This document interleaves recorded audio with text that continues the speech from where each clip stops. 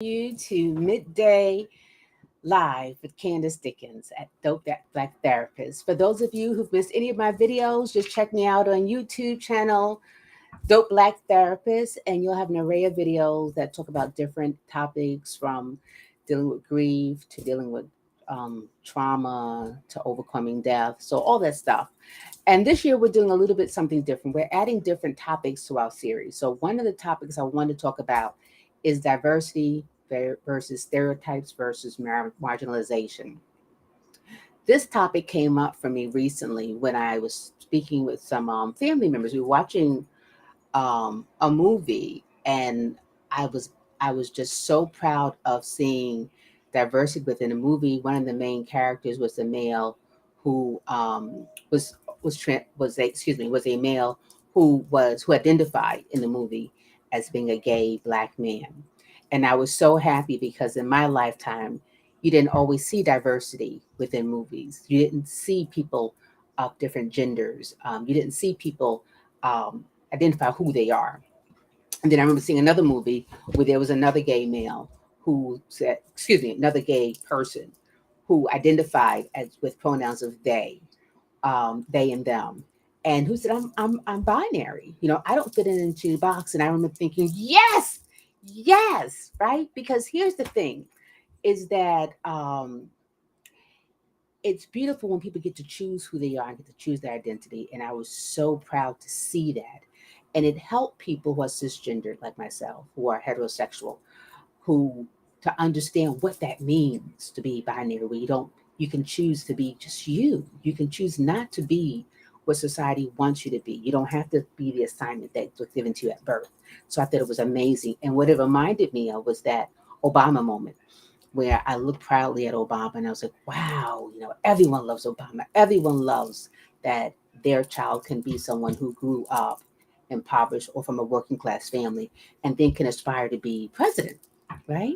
Everyone loves the fact that this is an underdog, and an underdog because he came from a marginalized community, right?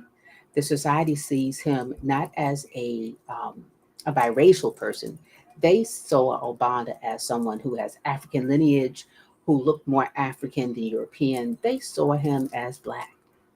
And I was so proud when he was elected, nominated to be the president of the United States. And I remember crying and going to his inauguration and walking in 20-degree weather and just so proud that America was finally diverse. And it broke my heart when I saw it in the same moment that I was championing diversity. I saw other political parties, like the Tea Party, come come to fruition, where they started campaigning about choice. So there was sadness that wow, his promotion to his election of being president also created the birth of another party, and a party that really embraced the Tea Party ideas, that was holding on to the founding fathers' beliefs about what they believed their America should be. And I got it, I understood it. Because as a clinician, I'm also someone who espouses cultural humility. And for those who don't know what cultural humility is, it's giving yourself permission to go into another culture, not to judge them, but to understand them. So that with that understanding, it breeds compassion. It breeds not judgment, not criticism, but an understanding of wow, how seeing a man who looks like me, a man who looks like many of my brothers, seeing how just his presence for them represented a deviation from what politicians look like and a deviation from what even our forefathers looked like. And that invoked for them a feeling of fear and uncomfortability. And it also invoked a feeling of sadness that things had changed without their permission. And I watched them in amazement. I watched them grow. I watched them take political offices. And I was just amazed because I'm big on choice, and I'm big on normalizing that when a change happens, that's great for one group, creates a feeling of uncomfortability for another group who didn't ask for the change, but who realized that change is a natural part of process of growth, of development. And no culture can stay the same. No culture stays the same. My forefathers are so glad that America didn't stay the same, that slavery ended. In my culture, we're so glad that women can now vote and have a right and take public offices. That my culture is glad that we don't have to sit in the back of the bus. We can be in the front of the bus, and heck, we can even drive the bus. So within my culture, there's an appreciation for change. But I can recognize that within some other cultures, they didn't ask for the change. Even though they recognize that you can't stay in change. It's like you can't make a child stay a child. That child will gradually grow and develop to become an adult. So this is adulting culturally. So when I saw Obama, I was so happy. Just like when I saw these two people who identified, one as a gay black male and two as a binary person who didn't identify by gender, who identified as being, I'm just a person, and then took it one step further and said, but I am identifying as being African American or black. I forget which one they identified as, but they identify with a race and an ethnicity. So I was like, okay, so they're somewhere connected in the universe and have a sense of self, and that was the most important thing. And I remember after Obama had finished with his presidency, thinking, wow, here comes Hillary, and she's going to carry the mantle. And I'm thinking everyone loves Obama, and I had this amnesia kind of experience, and the amnesia was experiencing that I forgot that the whole government was shut down during his presidency, that there were other tea parties and there were other demonstrations, and everyone wasn't happy with this president who had a lot of progressive ideas. I was happy. And my monolithic thinking, where I'm thinking everyone feels this way, everyone didn't, as evidence of us then having a President Trump. And I can, when he was elected, President Trump, as the president, how people talked about, wow, just being afraid. People from traditional marginalized communities, right? People of color, people who are identified as LGBTQ plus, those communities were terrified of what's going to happen to us. What rights did we just get that were going to be reversed or that was going to be taken away from us? There was this fear that came up. And that fear was based on historical, because historically, these are the groups that get identified. These are the groups that get harassed. These are the groups that are pushed away and are marginalized and made invisible. And these are the groups that are rendered powerless. So I understood it from a clinician's perspective and from a human perspective. I understood why people were afraid that gay marriages were going to be repelled. And I was so glad when it wasn't.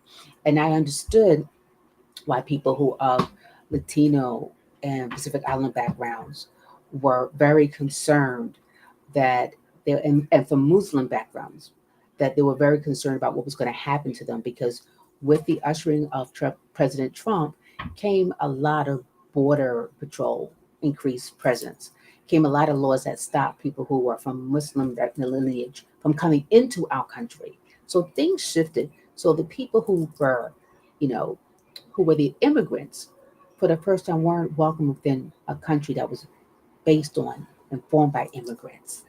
It was the first time when diversity wasn't embraced. Not the first time, but there was a highlighting on all parts were not included. All diverse groups were not accepted. And the message that a lot of groups got were that you were not wanted. So we saw an increase in people not getting able to get into the country because of their background, and we saw an increase of violence in certain communities. We saw an increase of hate crimes within the African American community, in the Asian and Pacific Islander community, and in the Jewish community. That diversity wasn't always embraced in every place, even though the previous presidency was really about diversity. And this president said, I am giving diversity. He gave more money to HBCUs than any other president, right? He espoused certain programs that really made it so that there could be funding for higher education for people of lower income. But what also happened was that in the same breath, this presidency, right, this administration put up more barriers um, for people to have equal opportunity across the board. And this president didn't create those barriers. These have been historical barriers within the United States. That these barriers created with race became a barrier, um, socioeconomics became a barrier, education became a barrier, and it really highlighted that all parts of people were not welcomed.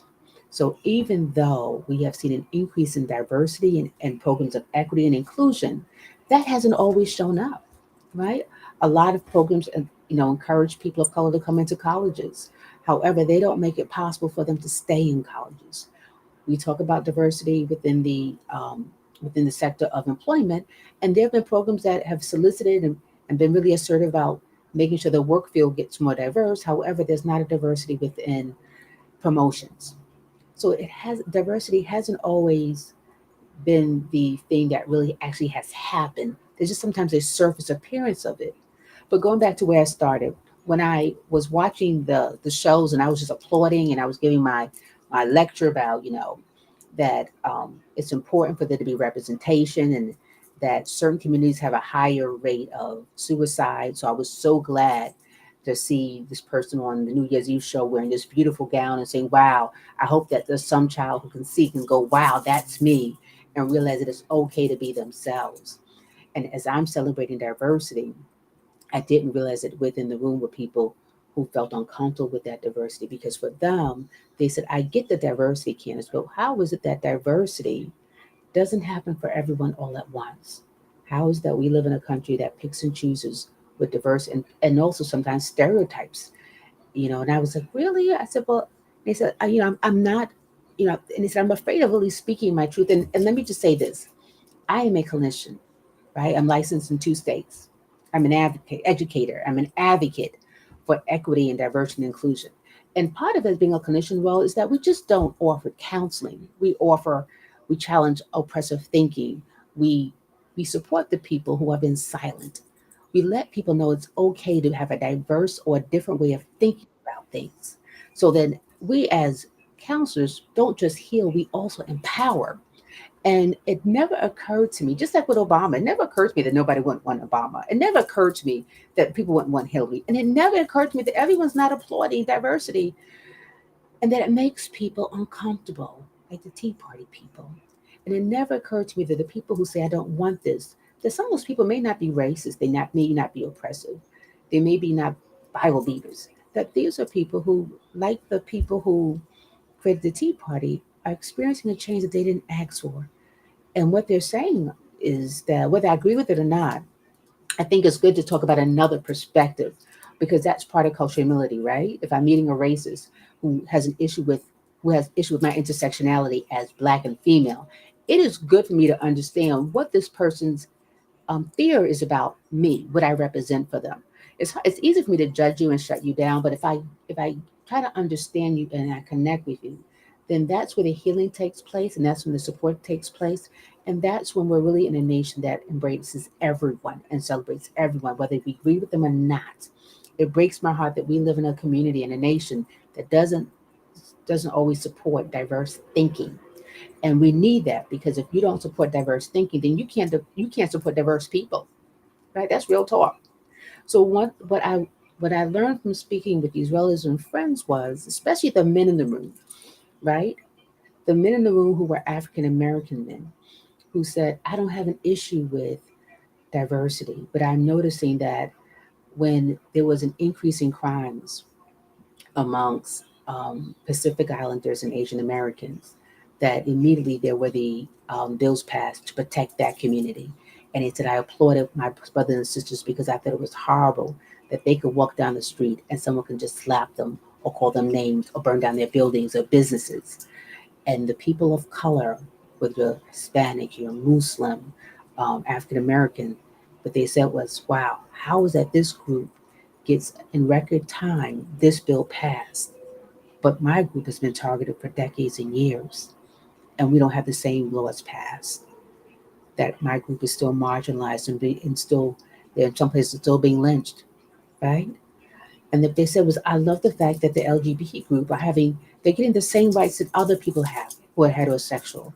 And the men in the room had said something I never really thought about or considered, right? And this is me practicing cultural humility, right? Where I'm taking a step from my heterosexual female cisgender self, and I'm trying to understand what it's like for people are who only live looking at life one way and seeing their reaction, just like I try to understand the Tea Party people, who I understand the Trump supporters. I'm just trying to understand it without judging you, because once I judge you, then I can look down at you, and that's where shame gets in, right? And that's where we have disconnection. Because the moment I judge you, then I can disconnect from you, and I can just other you, and I put you in this category. And I never had to deal with you. And I know what that's like as an African American, of having people put me in a category and then put me away and never have to deal with me. So as I listen to these people who look just like me, who are male, who are heterosexual, And he said it's interesting how whenever I see a movie and I see my brothers who are gay, I celebrate them. He said, but I'm just wondering, how is it that the only brothers I see who are gay happen to be effeminate, and the people who so who embrace they and them, how is it that they're only transgender? Where are the other parts of the spectrum, right? And what it brought up for me was that Pose, that the show Pose talked about all the communities that are in that spectrum. But their thinking was, we go from being pigeonholed in stereotypes as being the bucks to being the criminals, and they're having to build jails for us and do mass incarceration with us, to being the drug dealers. So then on every show, including Law and Order, all you see is, and on Box 45, all you see is us being arrested, and that's the male image. And he said, now what you see in every show is you don't quite see very many heterosexual men. There's a lack of diversity because what you're seeing is transgender. And they said, I get it. I get it that people have been brutalized and murdered, right? James Baldwin left the country because there was no place for him in his own country, which is horrible. And they get it. But what they said is, how is it that now there's another stereotype? And then once again, we're marginalized. And why is it that there can't be several of us, right? Like there's that expression. There's only one famous black comedian at a time. That's Kevin Hart. Why is it that there can't be more diversity within all of us? How is it that when people think about diversity, they only see one way? When people think about people who are Hispanic, they just think migrant workers. But the truth is, there are more diversity within Latinos and Hispanics. That there are a whole array of people. How is that we only have one face of one thing? And we don't get more representation. How is that I don't see enough Native Americans? And they said, it's interesting how within this country, there's always a face of something, and there's a narrative with that face. And the country picks what face they want people to see. And in that moment, I got it that this wasn't about gender, this was about representation, and this is about stereotypes, right?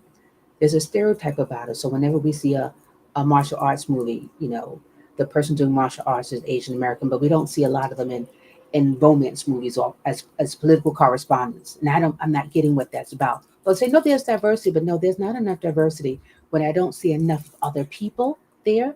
And if I do see them, they're always in the same role, right?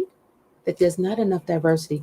And psychologically, what it does when you don't see enough of you in diverse ways, when you don't see enough of you in leadership positions, right? When you're seeing more diversity on TV, but not in your real life, then there's a problem, right? It's like a psychosis that happens within this culture. Like on TV, I see, oh, there are lots of people of color. But in real life, there aren't enough people of color in places that matter. There are not enough people who are diverse ages. So on TV, if I look at it, everyone's below 65, unless you're Harrison Ford or you're some other person of status.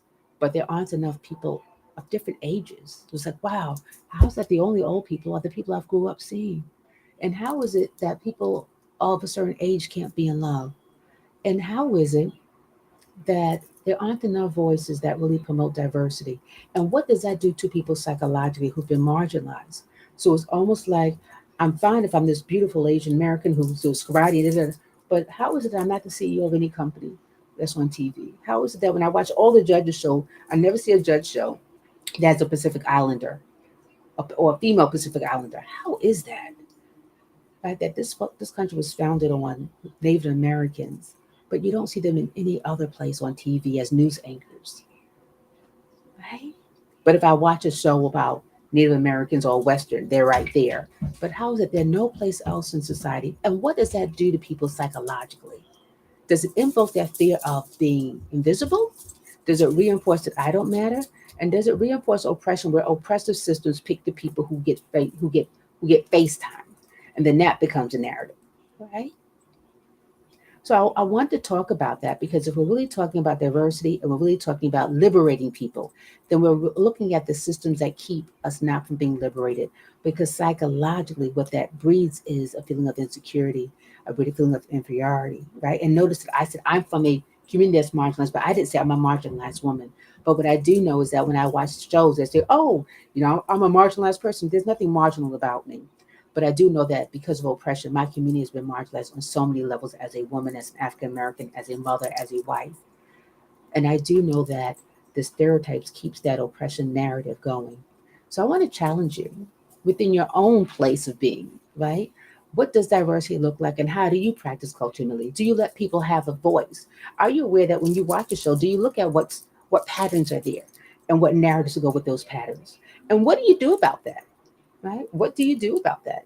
Do you speak up about it or do you let the narrative continue? Do you advocate and do you talk about it? And when people have a different background, do you say, wait, I get your fear. I get it. I may not agree with it, but I get it. And I understand from your perspective where you're at. So, what can we do so that we can have more fairness and more equity and more inclusion? Because psychologically, we need that. Because without that, the numbers increase with suicide and the numbers increase with homicidality. It's not a coincidence that in most major cities, the homicide rate has increased because the higher the homicide rate, the higher the self hatred rate. The greater the homicide rate, the more oppression is in that city. Right? So I challenge you this year to really look at that, go within, really ask yourself, what biases do I have that show up in watching these TV shows and show up in your daily life? And how do I create diversity? How do I make sure I don't create biasness and don't stereotype people? And don't create the narrative and don't silence people from expressing discomfort because that's the heartbreak. Like January of last year, I saw people who are afraid and people who have been agitated because a narrative was created that something was stolen from them. And maybe if we had said, well, I get it, you're afraid, and that narrative keeps that fear going, right? It keeps the fear going, and then the facts don't matter. But fear always outwrites facts until you tell the facts enough, and the facts get bigger. And if you say to people, "I get it, you're scared, but let's look at what we can do to help decrease the fear, or let's sit with this change together, so we can lean into discomfort together, because change breeds discomfort for everyone. Even good change makes us uncomfortable at times because it's the unknown."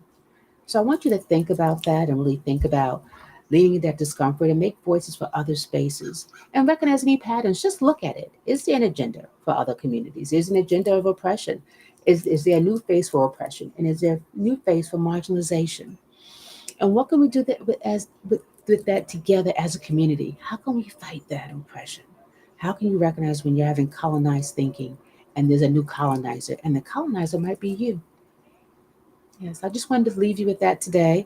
Hope to see you tomorrow around the same time. But thank you for joining me. And if you want to see any of my other videos, check me out on Dope Black Therapist on YouTube. If you're looking for a clinician to help you figure some things out in your own journey work of biasness and stereotypes and racism or oppression, or you're realizing that you're a victim of all of that and you want to do some really good work, check out my directory called coloroftraumaandhealing.com. And if you're looking for a clinician and you're in DC or Maryland, check me out. I'm at CandiceRDickens.com and I'm currently accepting new clients. Have an amazing day and be different on purpose.